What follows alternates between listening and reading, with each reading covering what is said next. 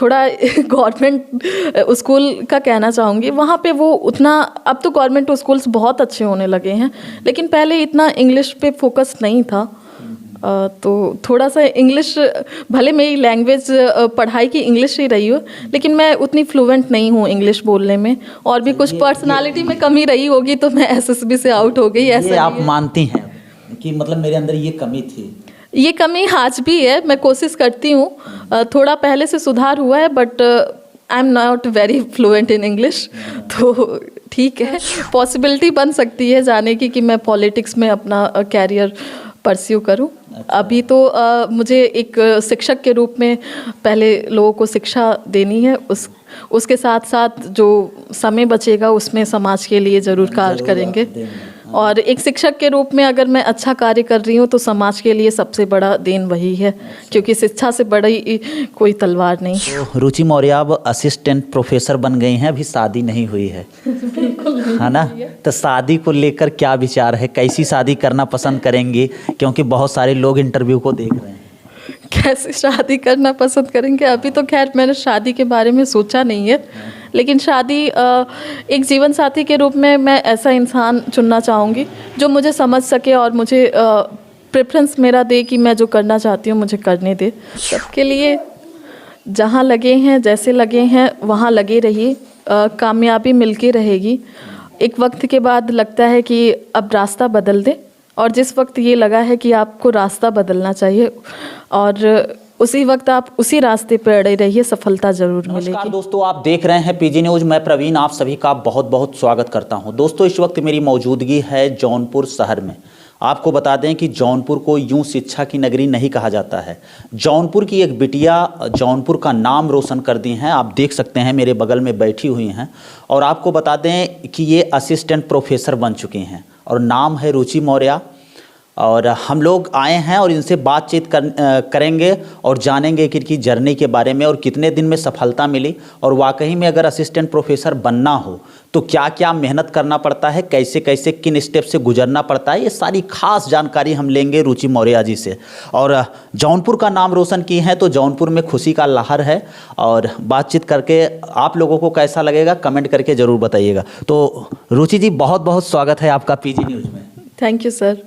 कैसा लग रहा है? अच्छा ही लग रहा है सर। अच्छा लग रहा है, बिल्कुल सर। तो कुछ अपने बारे में हमारे दर्शकों को बताएं, कि आप अपने बारे में कुछ बताएं दर्शकों को। मैं रुचि मौर्य हूँ, मैं परमानंदपुर से बिलोंग करती हूँ, जौनपुर शहर के। मैंने अपना एजुकेशन जो है ग्रेजुएशन टीडीपीजी कॉलेज से बीएससी किया था, जूलॉजी बॉटनी से। उसके बाद मैं इलाहाबाद गई थी, और वहाँ से मैंने एलएलबी और एलएलएम किया। उसके बाद इस समय मैं जो है शोध छात्रा के रूप में सेंट्रल यूनिवर्सिटी ऑफ पंजाब में हूँ, जेआरएफ फेलोशिप के साथ। जी जी जी। मीन्स अगर ये कहा जाए तो रुचि मौर्य जेआरएफ क्वालिफाई करके इस समय पीएचडी भी कर रही हैं, लेकिन इसी के बीच में 5 तारीख को रिजल्ट आता है असिस्टेंट प्रोफेसर का, और रुचि मौर्य जी क्वालिफाई कर चुकी हैं, और अब ये जाएंगी कॉलेज में सीधा प्रोफेसर बन के, असिस्टेंट प्रोफेसर, सहायक प्रोफेसर के पद पर जाएंगी। तो रुचि जी, अगर हम शुरुआती रुझान की बात करी तो का ये आपके पता रहल कि हम असिस्टेंट प्रोफेसर बने के बाद कि कुछ और सपना रहल? सबसे पहले तो मेरा सपना बचपन से था कि मैं पॉलिटिक्स में जाऊं, और मैंने जो है टीडीपीजी कॉलेज से महामंत्री का चुनाव भी लड़ा था। अच्छा कहे या बुरा कहे, लेकिन सेकंड पोजीशन पे थी, कुछ वोटों से, 50-60 वोटों से जो है मैं हार गई थी। बट वो मेरी ज़िंदगी का एक अहम हिस्सा है, जिसने मुझे मेरी पर्सनालिटी निखारने में जो है बहुत योगदान दिया है। उसके बाद मैं एनसीसी कैडेट भी रही हूँ। 96 यूपी बटालियन से मैंने ए सर्टिफिकेट प्राप्त किया। उसके बाद 5 यूपी इंडिपेंडेंट कंपनी से जो है मैंने BC सर्टिफिकेट किया है विथ अल्फ़ा ग्रेड। उसके बाद जो है मेरा सपना था कि मैं आर्मी ऑफिसर बनूं, जिसके लिए मैंने एसएसबी भी फेस किया है, बट एसएसबी में कुछ नहीं हो पाया। तो एसएसबी एक बार इंटरव्यू दिया, उसके बाद मुझे लगा कि शायद मैं कर तो सकती हूँ, लेकिन फिर धीरे धीरे वहाँ से रुझान हटने लगा। फिर मैंने उसी दौरान जो है इलाहाबाद यूनिवर्सिटी में लॉ में एडमिशन लिया। तो वहाँ पे एक टीचर हैं प्रोफेसर LR सिंह, उनका बैकग्राउंड तो जौनपुर शहर से है, ये कहना नहीं चाहिए, लेकिन वहाँ के बहुत जाने माने प्रोफेसर हैं, कॉन्ट्रैक्ट टॉट के स्पेशलिस्ट हैं। उनकी क्लास करने के बाद मुझे जो है लॉ में धीरे धीरे इंटरेस्ट आने लगा। फिर मैंने अपना कैरियर लॉ में बनाने का सोचा। तो फिर आपको तो एडवोकेट बनना चाहिए था या जज बनना चाहिए था, है ना? फिर आपने असिस्टेंट प्रोफेसर बन गया। और अगर हम बात करें TDPG कॉलेज की, तो मैं आपको देखा हूँ और हमारा भी TD कॉलेज से ही BSc था। और एक TDPG कॉलेज की एक दबंग लड़की अगर कहा जाए, या NCC की एक मोस्ट पॉपुलर या मोस्ट वांटेड कहा जाए, जो कि एक प्रकार से अगर दोस्तों मैं अगर आपको कुछ तस्वीरें आपको लगाऊंगा, विजुअल में लगा के मैं दिखाऊंगा कि NCC के रूप में आप रुचि मौर्य को किस प्रकार दिखती थी और आज कैसी दिख रहे हैं, ये सारी चीज़ें मैं आपको दिखाऊंगा। तो कैसे आप इतना बड़ा सपना लेके फिर आप इधर रुझान कर दी, थोड़ा सा उस जर्नी के बारे में जानना। सर, जैसे मैंने बताया ना कि मैंने LR सिंह से मैं बहुत प्रभावित हुई, उनकी टीचिंग से। फिर मुझे लॉ में रुझान आया। फिर कभी मैंने नहीं सोचा था कि मैं असिस्टेंट प्रोफेसर बनूंगी या इस लाइन में जाऊंगी। लेकिन जैसे जैसे वक्त गुजरता रहा, मैंने जुडिशरी का भी एग्ज़ाम दिया है 2018 में, यूपी जुडिशरी। वहाँ पे मैं मेंस क्वालिफाई नहीं कर पाई थी, इंटरव्यू तक नहीं पहुँच पाई। LLB के तुरंत बाद आया और मैंने LLB की पढ़ाई सही तरीके से 3rd सेमेस्टर के बाद से की है। उसके पहले उतना LLB में रुझान नहीं था। उसके बाद जो है जैसे ही मैं आगे की पढ़ाई होती रही, फिर उसके बाद मेरा LLM में एडमिशन हो गया। इलाहाबाद यूनिवर्सिटी के 2-3 असिस्टेंट प्रोफेसर हैं, जैसे हरिबंश सर हैं, अभिषेक सर हैं, अजय सर हैं, रोशन सर हैं, सोनल मैम हैं। ये सब हमेशा मेरा साथ दिए हैं। उनकी वजह से, उनकी गाइडेंस की वजह से जो है LLM में एडमिशन हुआ। फिर उसके बाद उन लोगों के पढ़ाने की वजह से ही मेरा फर्स्ट अटेम्प्ट में JRF हुआ 2019 में। सेकेंड सेम था LLM का। उसके बाद आगे बढ़ते बढ़ते जो है मैं LLM मेरा जो है कोविड जैसे लगा था, उसके बाद मेरा LLM कंप्लीट हुआ और 2 नवंबर में जो है मेरा एडमिशन जो है PhD में जो है सेंट्रल यूनिवर्सिटी ऑफ पंजाब में हो गया। तब से मैं वहाँ पे हूँ और वहाँ पे मेरी सुपरवाइज़र डॉक्टर सुखविंदर कौर, वो बहुत ही सपोर्टिव, बहुत पोलाइट नेचर। यूँ कहे इस जर्नी के दौरान ये इन 2 सालों में मैम का साथ रहा है, जिसकी वजह से मैं यहाँ हूँ। उनका बहुत बड़ा योगदान रहा है। वो एक मुझे छोटी बहन की तरह ट्रीट करती हैं, अपना फैमिली मेम्बर मानती हैं। तो यूँ कहा जाए कि रुचि मौर्य का जितने लोगों से मिलाप होता गया या जो जो उनके लाइफ में आते गए गुरु के रूप में, माता पिता पहले गुरु होते हैं, वो मतलब आपको एक जैसे कहा जाए कि एक कुम्हार होता है, वो घड़े को बनाता है, उस प्रकार से आपको लोग बिल्कुल शिक्षकों का जो मेरी ज़िंदगी में महत्व है उसका बयान मैं नहीं कर पाऊँगी। और भी शिक्षक मेरे जो बचपन से हैं, मेरा जुड़ाव हमेशा मेरे टीचरों के साथ बहुत रहा है, चाहे वो बचपन से लेके अब तक का हो। मैं हर किसी से जुड़ी हूँ और शायद मेरे टीचर भी मुझे याद करते होंगे कि मेरी कोई स्टूडेंट। रुचि जी, बहुत सारे बच्चों का सपना होता है SSB क्वालिफाई करके आर्मी अफसर बनना, और बहुत सारे लोग NCC करते भी हैं। तो उन सभी छात्र छात्राओं के लिए आप क्या संदेश देंगी और कितनी कड़ी मेहनत करनी पड़ती है SSB के लिए? थोड़ा से 2 लाइन हो जाए, क्योंकि आप इंटरव्यू से वापस आई हैं। देखिए, SSB जो है एक तरीके से पर्सनालिटी टेस्ट है। उनका क्या क्राइटेरिया है वो नहीं पता, लेकिन फर्स्ट क्राइटेरिया ये है कि आपको इंग्लिश बहुत अच्छी बोलनी आनी चाहिए।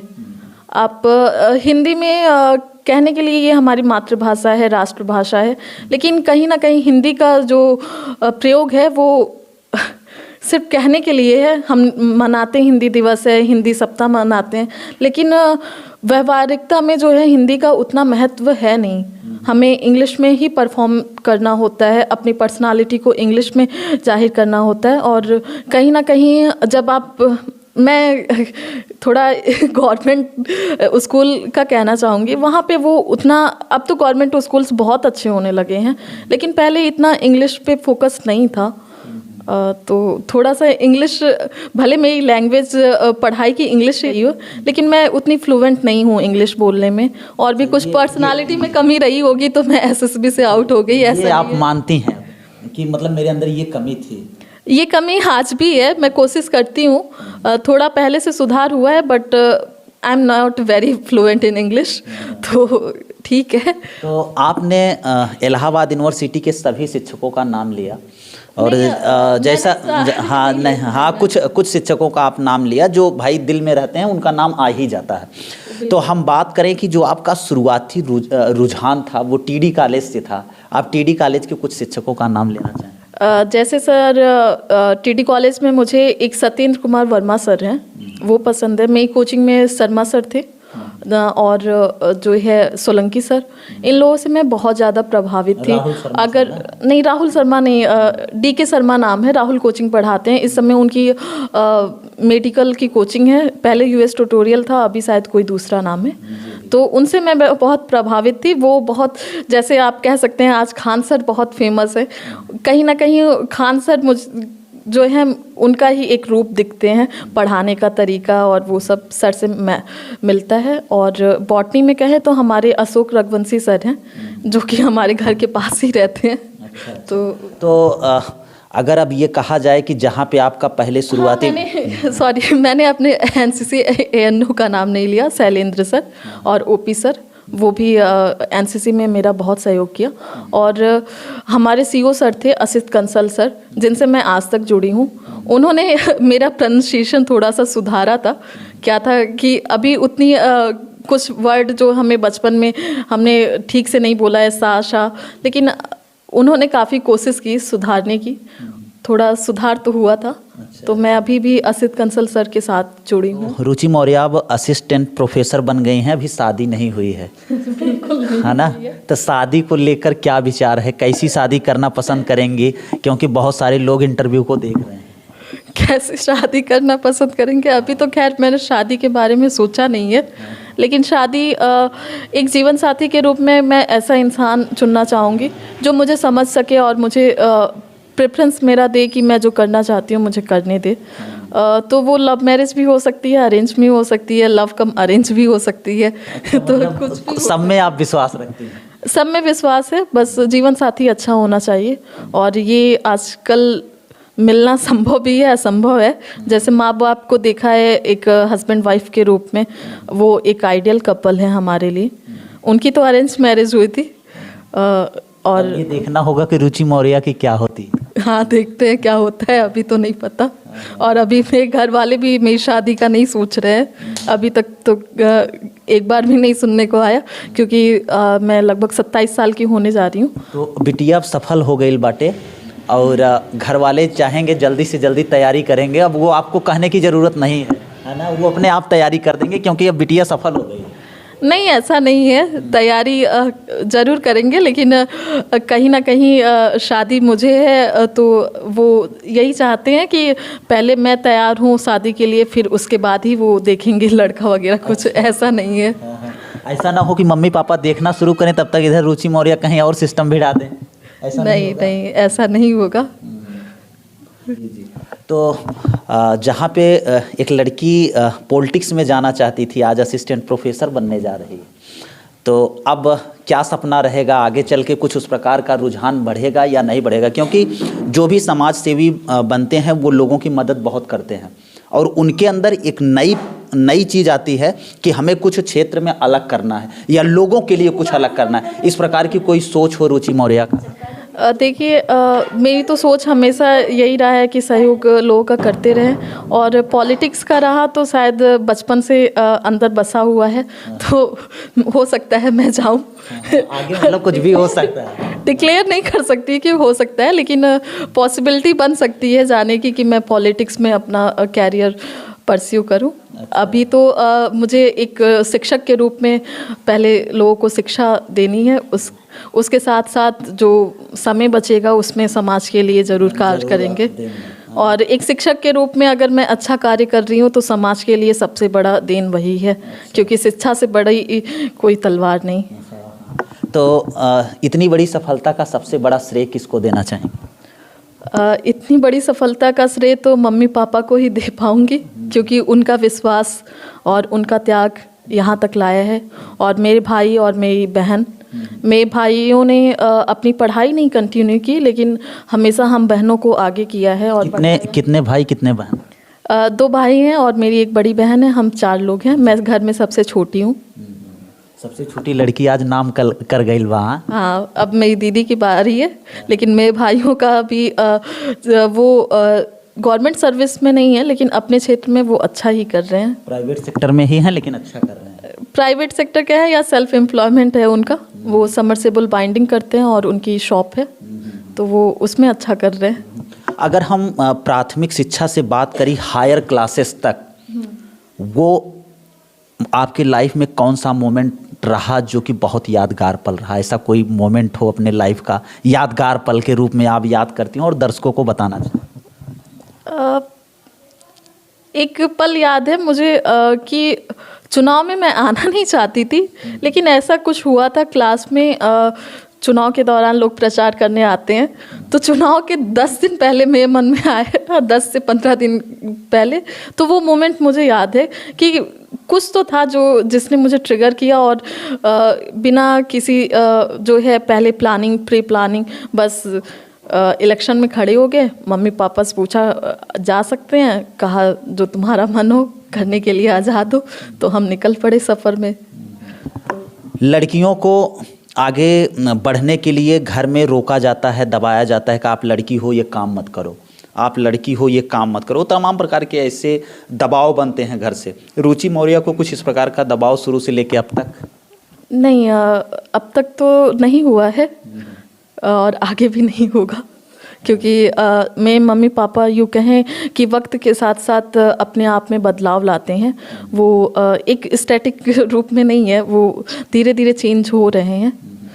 तो एक मूल मंत्र दे दीजिए कि अगर कोई असिस्टेंट प्रोफेसर बनना चाहता है तो वो अपनी तैयारी कैसे करे? देखिए, असिस्टेंट प्रोफेसर बनने के लिए जैसे आपको तो नेट क्वालिफाई होना चाहिए, और 2023 से पीएचडी भी मैंडेटरी कर सकते हैं, बीच बीच में चेंज होता रहता है। तो पहले तो आप मेरा एक मानना है कि अगर आप मास्टर डिग्री कर रहे हैं उसी के दौरान जो है नेट और जेआरएफ नेट का एग्ज़ाम दीजिए, क्योंकि वो एक पीक टाइम होता है जब आप स्टडी आपका उसी सब्जेक्ट में हो रहा है, तो वहाँ पे चांसेस आपके होने के बहुत ज़्यादा होता है। और मास्टर डिग्री के बाद मुझे लगता है कि थोड़ा गैप होने की वजह से कहीं ना कहीं हम अच्छा परफॉर्म नहीं कर पाते हैं।